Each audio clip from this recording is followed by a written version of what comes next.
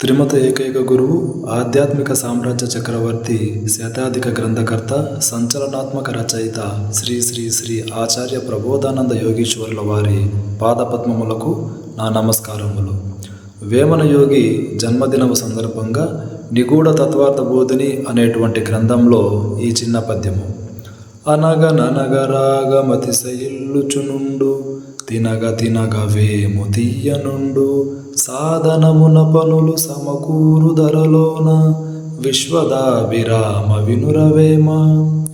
దీని భావమేమనగా, అజ్ఞానములో మునిగిన వారికి జ్ఞాన విషయంలో చాలా చేదుగా కనిపించుచుండును. రోగమున్నవానికే వైద్యం అవసరం అన్నట్లు అజ్ఞానికే జ్ఞానము కూడా అవసరము. జ్ఞానము వంటబట్టనిదైనప్పటికీ బలవంతముగానైనా దానితో సంబంధము ఏర్పరచుకోవాలి. కంఠము సరిగా లేనివాడు బలవంతముగా పాడగా కంఠస్వరము అభివృద్ధి చెంది రాగము బాగా వచ్చినట్లు అజ్ఞాని బలవంతముగా జ్ఞానమును తెలుసుకోగా కొంతకాలమునకు జ్ఞానిగా మారిపోవును.